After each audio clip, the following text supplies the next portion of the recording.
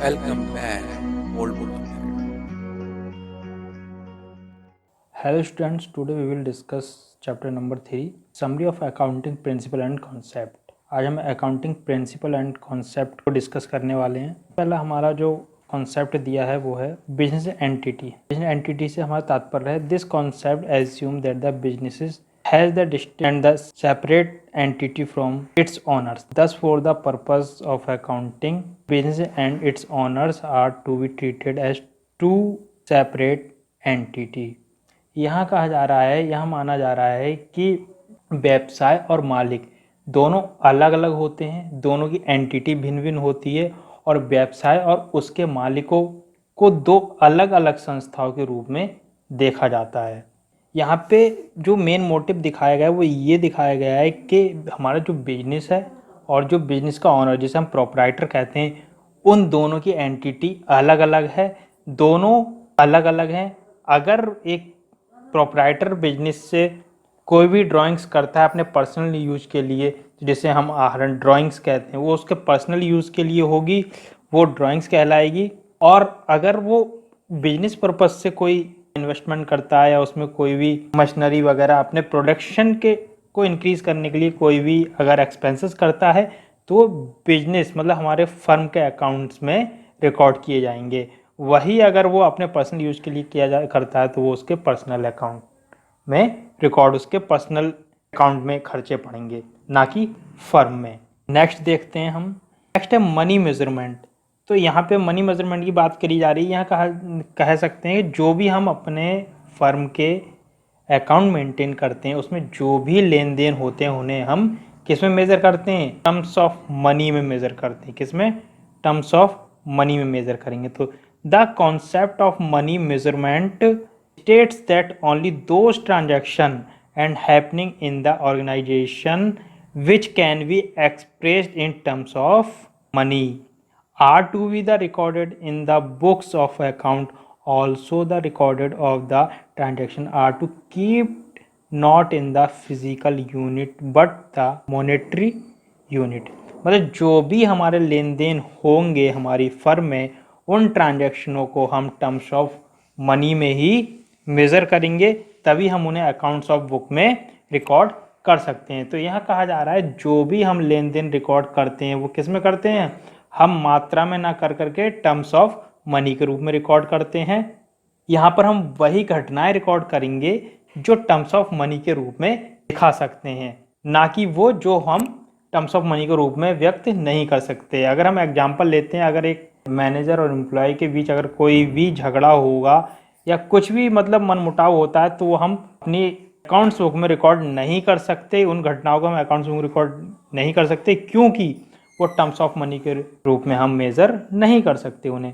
वहीं अगर कोई डिस्प्यूट उनका पैसे को लेकर के हुआ है, अगर अब बिजनेस में किसी के कारण कोई डिस्प्यूट हुआ है, हमारा प्रोडक्शन से रिलेटेड हुआ है, तो उसे हम लॉस को टर्म्स ऑफ मनी के रूप में रिकॉर्ड कर सकते हैं। आई होप ये भी पॉइंट आपका क्लियर हो चुका होगा। नेक्स्ट पॉइंट की ओर बढ़ते हैं। Going concern. कंसर्न की बात की जा रही है यहाँ पे। The concept of the going concern assume that a business firm would continue to carry out its operation indefinitely for a fairly long period of time and would not be liquidated in the near future। मतलब यहाँ पे कहा जा रहा है कि यह माना जाता है कि एक व्यावसायिक फर्म अपने बिजनेस को अनिश्चित काल तक मतलब लंबे समय तक करने के उद्देश्य से करती है और शॉर्ट टर्म गोल्स होकर उसका जो गोल्स होगा वो एक लॉन्ग टर्म गोल्स होगा। इसका समापन वो नियरेस्ट मतलब इन फ्यूचर नियरेस्ट नहीं करेगी, एक लॉन्ग टर्म के लिए ये रखेगी। जो भी उसने व्यवसाय किया है एक लंबे समय तक चलाया जाएगा। ये माना जाता है कि जो भी उसने उसमें इन्वेस्टमेंट किए हैं वो एक लंबे समय के लिए किए हैं। यहाँ पे ये कहने का तात्पर्य है। अगर हम एग्जाम्पल की बात करें तो अगर कोई भी हम जब बिजनेस स्टार्ट करते हैं तो उसमें जब हम अपने प्रोडक्शन को करने के लिए कुछ मशीनरी फर्नीचर वगैरह परचेज करते हैं तो मशीनरी जो हम परचेज करेंगे वो हमारा क्या होगा 10-15 साल के लिए करेगी। मतलब एक लॉन्ग टर्म गोल हो गया कि उससे हम जो अर्निंग करेंगे वो कितने 10-15 साल तक कंटिन्यूसली करेंगे। मतलब वो वर्क हमारा कंटिन्यूसली चलने वाला है, मतलब 10-15 साल चलेगा, उसी को हम गोइंग कंसेप्ट कह सकते हैं, या अनिश्चित काल तक के लिए। मतलब जो हमने बिजनेस किया, हमने ये सोचकर, हम कभी, सिंपल सी बात है, कोई भी हम बिजनेस करते हैं तो ये सोचकर नहीं करते हैं कि ये हमारा 1-2 साल चलेगा और फिर बंद हो जाएगा। हम उसे अनिश्चित काल तक, मतलब कि अपनी जीवन पर्यंत, जीवन यापन के लिए हम उस उद्देश्य को पूर्ण करते हैं, मतलब जीवन यापन के लिए उस बिजनेस को करते हैं कि ये हमारा इन फ्यूचर, मतलब कंटिन्यूसली चलता रहेगा, आगे हम इसे और ग्रो करते रहेंगे। चलिए नेक्स्ट पॉइंट देख लेते हैं, अकाउंटिंग पीरियड। यह कहा जा रहा है अकाउंटिंग पीरियड, तो अकाउंटिंग पीरियड से जो हमारा मतलब है वो लेखांकन अवधि से है। वो यहाँ पे कहिए, accounting period refer to the span of time at the end of which the financial statement of enterprises are prepared to know whether it earned profit, accrued losses during period, and what exactly the position of its assets and liabilities at the end of the period। यहाँ पे कहा जा रहा है, इस यहाँ जो लेखांकन अवधि का संदर्भ है वो ये निकाला जा रहा है कि किसी भी व्यवसाय के अंत में वित्तीय विवरणों को जानने के लिए जो हमारे अकाउंट तैयार किए जाते हैं, एक फाइनेंशियल ईयर में किए जाते हैं। मतलब जो हमारा फाइनेंशियल ईयर क्या होता है, हमारा एनुअल ईयर की बात करें तो हमारा 1 जनवरी टू दिसंबर होता है, और लेकिन अगर हम फाइनेंशियल ईयर की बात करें तो 1 अप्रैल टू 31 मार्च होता है। तो वही यहाँ पे कहा जा रहा है कि वित्तीय विवरणों को यह जानने के लिए तैयार किया जाता है कि उस अवधि के दौरान जो उस मतलब पीरियड, जो वो हमारा फाइनेंशियल ईयर है, जो हमारा अकाउंटिंग पीरियड है, उस दौरान हमने क्या लाभ कमाया, कितना नुकसान हुआ, कितना खर्चा हुआ, वास्तव में उसकी संपत्ति और देनदारियों की स्थिति क्या है उस समय, ये सब हमारे किससे पता चलता है, अकाउंटिंग पीरियड। और अकाउंटिंग पीरियड क्या होता है, 1 अप्रैल टू 31 मार्च हमारा अकाउंटिंग पीरियड होगा। उसमें हम जो भी अपने बुक्स ऑफ अकाउंट रिकॉर्ड करते हैं, बनाते हैं, उससे हमें पता लगता है कि हमारा पोजीशन क्या है। मतलब किसी भी व्यवसायी पोजीशन जानने के लिए हमें एक अकाउंटिंग पीरियड को फॉलो करना पड़ता है, जिसके अंतर्गत हम अपने क्या है अकाउंट मेंटेन करते हैं, बुक्स ऑफ अकाउंट तैयार करते हैं, जिसमें हमारे loss, profit and loss account होता है, बैलेंस शीट होता है, इस तरीके ट्रेडिंग अकाउंट होता है। ये सारे हमारे अकाउंट्स ऑफ बुक्स होते हैं, जर्नल्स होते हैं, उनके आधार पर हम ये डिसाइड करते हैं, मतलब अब वो हमारे एक अकाउंटिंग पीरियड कहलाएगा। जो हमारे बुक्स ऑफ अकाउंट बनेंगे वो हर अकाउंटिंग पीरियड के अलग अलग बनते हैं, तो वही हमारा अकाउंटिंग पीरियड हो गया। अगर हम अभी की बात करें तो हमारा 1 अप्रैल से 31 मार्च जो लास्ट होगा वो हमारा ये अकाउंटिंग पीरियड कहलाएगा। चलिए अब नेक्स्ट पॉइंट देख लेते हैं, कॉस्ट कॉन्सेप्ट। कॉस्ट कॉन्सेप्ट क्या होता है, हम कॉस्ट कॉन्सेप्ट की बात की जा रही है। Cost concept, the cost concept required that all assets are recorded in the book of accounts at their cost price, which include cost acquisition, transportation, installation and making the assets ready for the use। यहाँ हम जो भी assets होती है उनकी लागत मूल्य पर खातों की पुस्तकों में दर्ज करते हैं, जिसमें हमारी क्या है, ट्रांसपोर्टेशन, इंस्टॉलेशन और making the assets ready for use, बनाने के जो खर्चे होते हैं वो शामिल होते हैं। तो कॉस्ट ऑफ कॉन्सेप्ट हमारा क्लियर हो गया।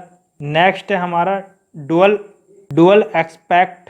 डुअल एक्सपेक्ट से हमारा क्या तात्पर्य है, चलिए देख लेते हैं। This concept states that every transaction has a dual or two fold effect on various accounts and should therefore be recorded two place. The quality principle is commonly expressed terms of fundamental accounting equation which is, ये हमारी equation दी है। तो सबसे पहले हम इसे समझ लेते हैं क्या कहा जा रहा है। यहाँ कहा गया है कि प्रत्येक लेन देन का इफेक्ट, जो हम लेन देन अपने व्यवसाय में करते हैं, जो भी ट्रांजैक्शन करते हैं, उसका इफेक्ट 2 प्रकार से पड़ता है, 2 खातों पर पड़ता है।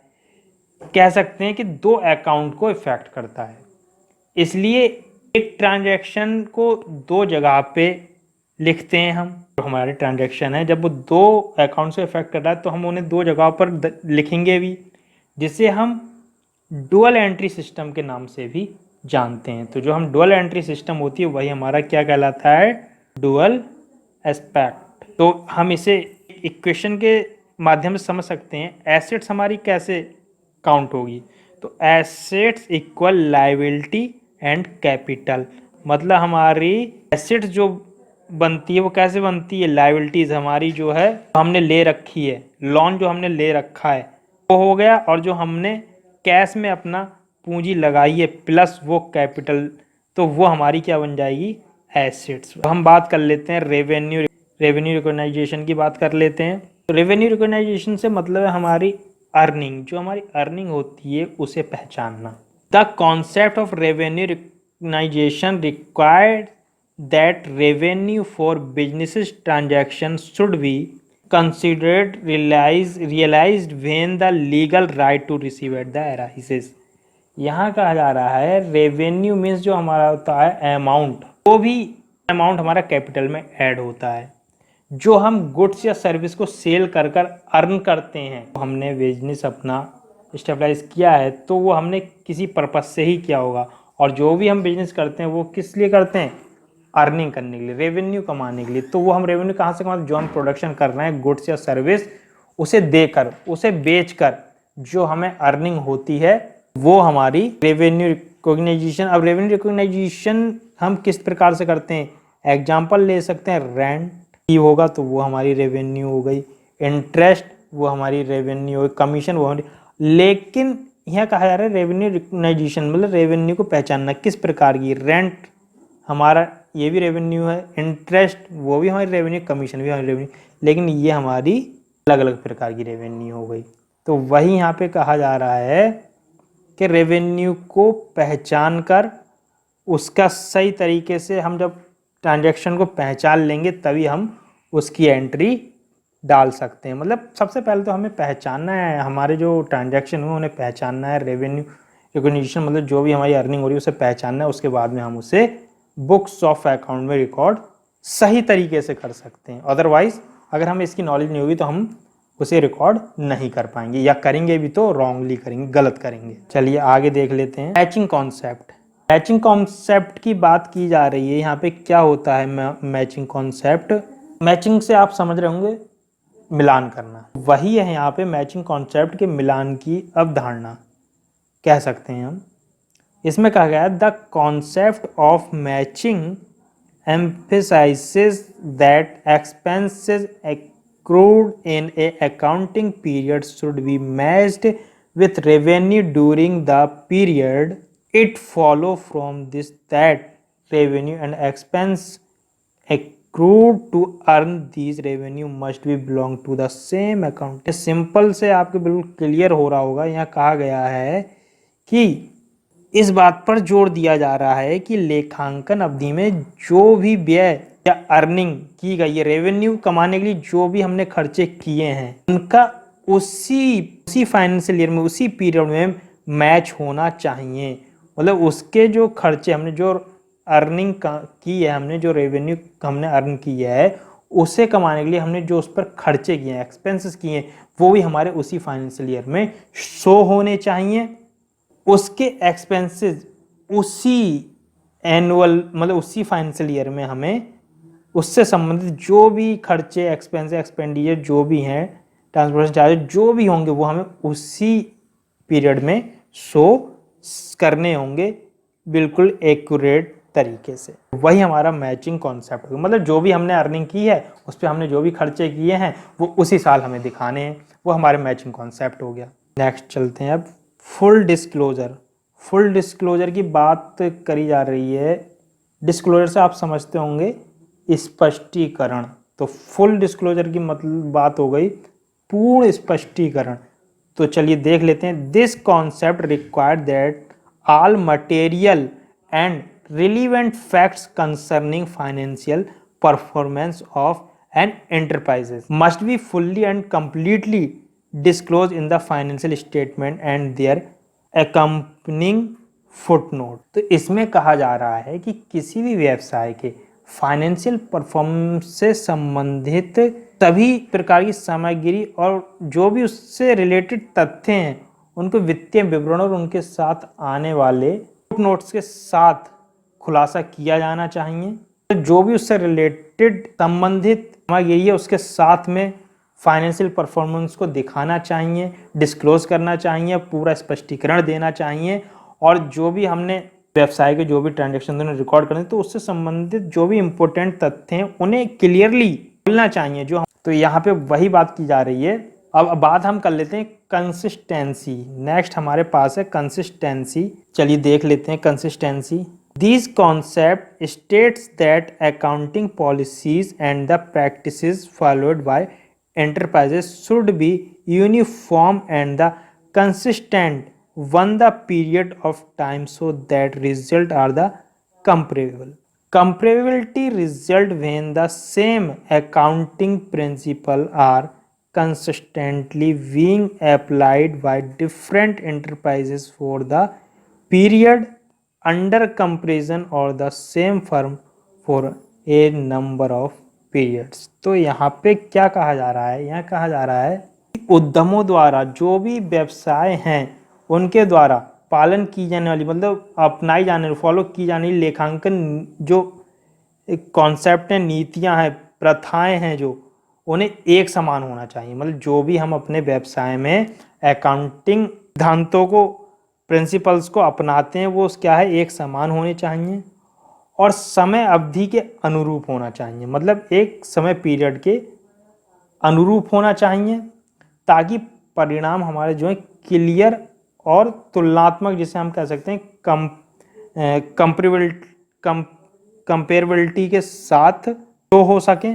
जब एक ही लेखा सिद्धांतों को लगातार विभिन्न उद्यमों द्वारा अपनाया जाता है, कहने का मतलब है जो भी हम अकाउंटिंग करते हैं वो हमारा उसके प्रिंसिपल को ध्यान में रखकर किया जाना चाहिए। तभी हम किसी भी अपने जो हमारा अकाउंट्स जो हमने मेंटेन किए हैं, अपने लेखांकन किए हैं अपने ट्रांजैक्शनों के, अपने फर्म के, तभी वो एक सही परिणाम और तुलनात्मक परिणाम दे सकता है। अदरवाइज हम अपने व्यवसाय की स्थिति को अच्छी तरीके से नहीं जान पाएंगे।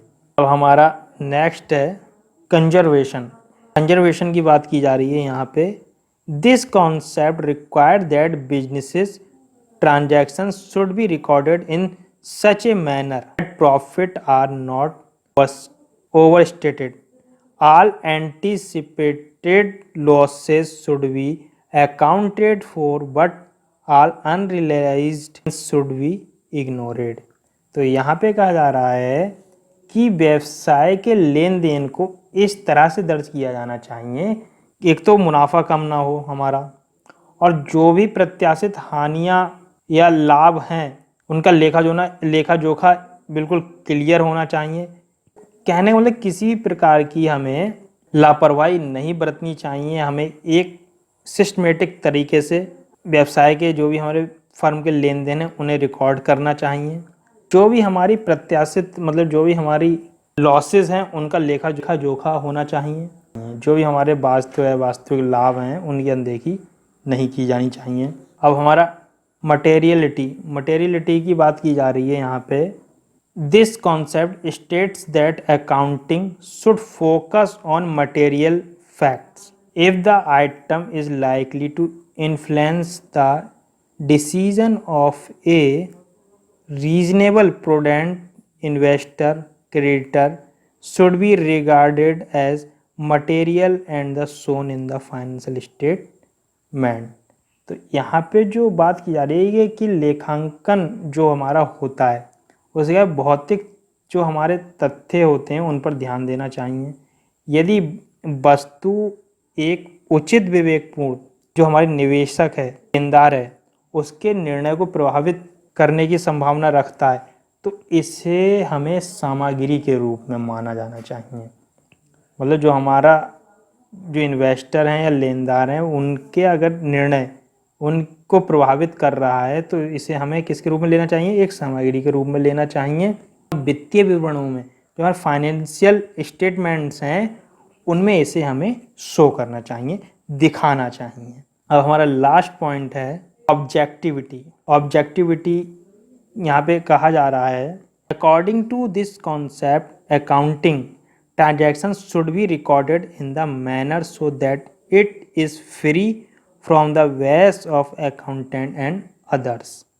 तो यहाँ पे क्या कहा गया है कि लेखांकन जो हम करते हैं, जो हम अकाउंटिंग करते हैं, वो इस तरीके से किया जाना चाहिए ताकि उसमें अकाउंटेंट और कोई भी अदर व्यक्ति का पर्सनल कोई भी हस्तक्षेप नहीं होना चाहिए, मतलब उससे बिल्कुल दूर होनी चाहिए।